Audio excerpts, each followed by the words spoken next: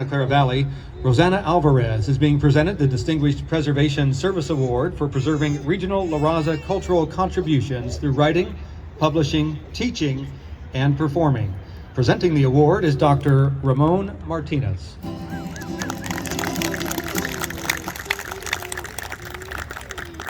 Well, we made a slight change. Dr. Martinez is sitting down there. I am Dr. Herrera, Joel Herrera at your service. And we are here to honor Rosanna Alvarez. Rosanna identifies as a multifaceted, interdisciplinary artist while simultaneously sharing her life lessons as a poet, a published author, and an educator. She teaches at San Jose State University and is the co-founder and editorial director of East Side Magazine. And we have complimentary copies for you on that first table over here with our sister and brother organization, the Milpitas Historical Society. That magazine documents East Side history and amplifies historical community stories. Rosanna works across artistic mediums as an effort toward historical recovery. She serves on the Silicon Valley Creates Equity Council. We are pleased and honored to present Rosanna on behalf of the board of the La Raza Historical Society of Santa Clara Valley. And since we are who we are, I'm gonna invite you to join in two que vivas.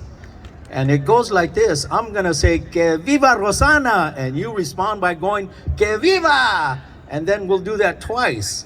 Que viva Rosanna Alvarez! ¡Que viva! Que viva Rosanna Alvarez! ¡Que viva! I present to you, on behalf of the board of La Raza Historical Society, Rosanna Alvarez.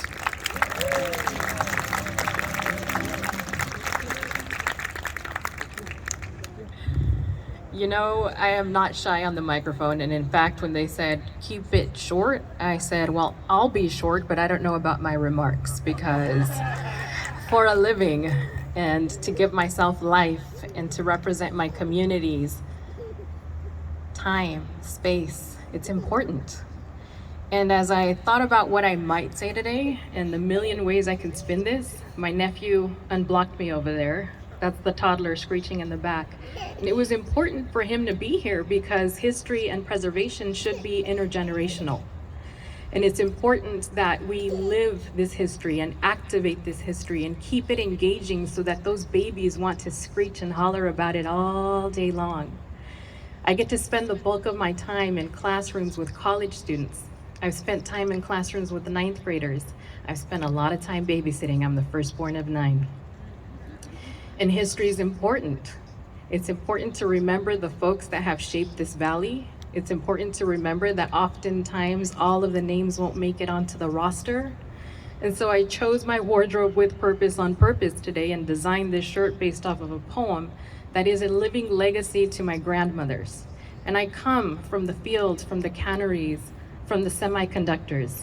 I myself had the luxury of being in a college classroom surrounded by PhD doctors and brilliant minds that have lived that life in the fields, in the canneries, in the semiconductors, have those beautiful titles and get to be part of that historical archival legacy of folks who remind us, right? In documentaries, in written form, in fun projects that we get to take part in, that history needs to be told generation after generation after generation.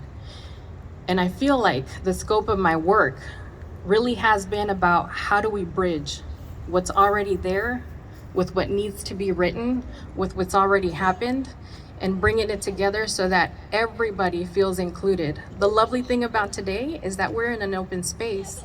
We can make room for so many people here.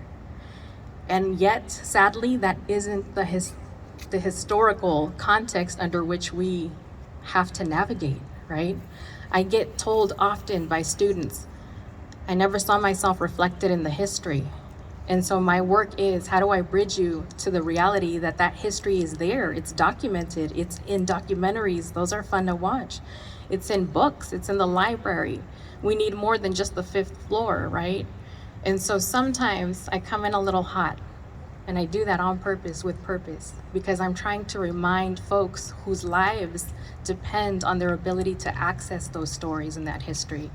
And it's a beautiful thing to be surrounded here with folks who are so passionate about sharing history with each other that I feel some kind of fired up. And I want to take that out, right, to folks who might not see the path to this park and this space and this place so that they can be fired up. And they want to dig up those dusty books, and they want to preserve the buildings that are falling apart, and they remember that Silicon Valley was the Valley of Heart's Delight, and before that, field, human beings who put their dirt in the soil. So I go back to my nephew who decided he was going to reach up to my skirt and smear it in strawberry. And I panicked for a split second, and then I said, you know what? That is historical legacy activated right there, reminding me where I come from and why I'm here. And I'm here carrying so many stories and people with me in reclamation and declaration that our history matters, our names matter. So in closing, because I know some of y'all are wondering, you're like, is she really gonna go for 3 hours? No, I'm not. But you could. I could. Right?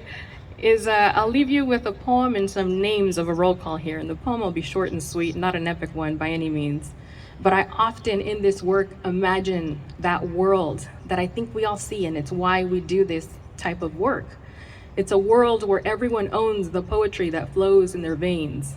A world where every word spoken leaves us less broken, tending with heart to our pains. We swallow less truths, we're less harsh with our use, more merciful in our refrains. Imagine a world where everyone owns the poetry that flows in their veins. And history is the key to that poetic flow. So I am here reminding us and reclaiming our stories and knowing that engagement activation alongside preservation is important. And I call in that historical legacy of Ernestina Garcia, Sofia Mendoza, Esther Medina, Consuelo Jimenez, Blanca Alvarado, Hermelinda Sapien, Shirley Treviño, and las mujeres de Aztlán.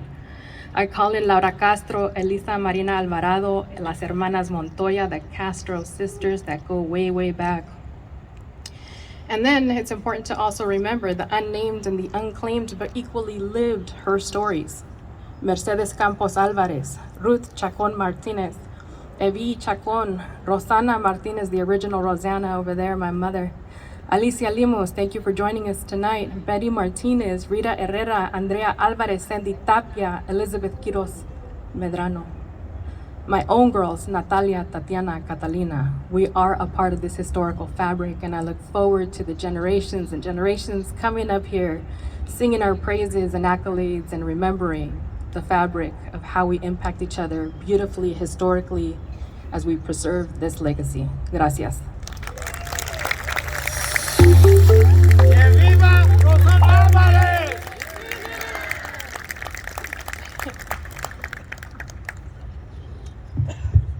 Our next award